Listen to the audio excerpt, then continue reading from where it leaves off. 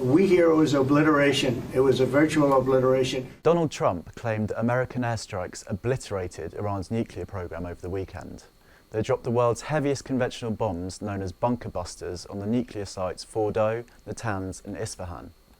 But attention is now turning to another, lesser-known site buried elsewhere in the Zagros Mountains.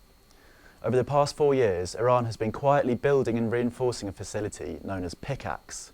It's around 90 miles south of Fordow and right next to the Natanz uranium enrichment plant. Experts like Ben Cohen from the Foundation for Defense of Democracies have raised concerns over Iran's activities at the base. This is a very worrying and very suspicious site in terms of what we know of its capabilities.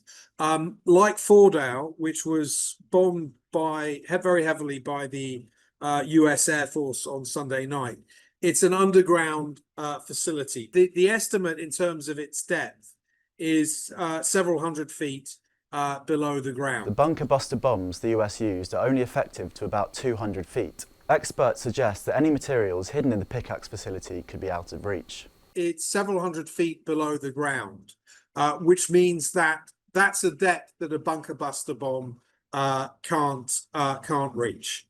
That doesn't mean that you can't cause significant damage. The payload of those bunker buster bombs is 30,000 pounds. So you've got 30,000 pounds of ordnance exploding. That is going to do significant damage both to the structure housing the facility and potentially to the centrifuges inside. Last year, the head of the UN's nuclear watchdog said Pickaxe is obviously a place where numerous and important activities related to the programme are taking place. When Iran was quizzed on its operation down there, it apparently responded with, "It's none of your business." Iran claims to have moved most of the enriched uranium out of Fordow before the American airstrikes, and some intelligence suggested that the strikes were not as successful as first thought. Broadly, the issue with the Iranian nuclear program is that these facilities are spread out. And so you had a multiple of targets that the Americans and the Israelis over the previous 11 days had to pick out.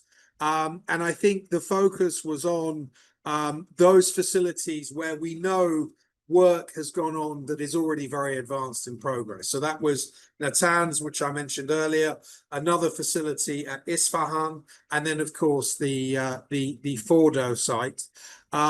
President Trump is claiming that Fordow has been completely obliterated. That may be overselling it, but there's also a danger of underselling it. And I think the consensus among many nuclear experts is that Fordow has been very badly damaged, and it's going to be months, at least months, more likely years before the Iranians can resume their activities there. But potentially the facilities underneath that mountain could offer them a faster route back to enrichment and weaponization.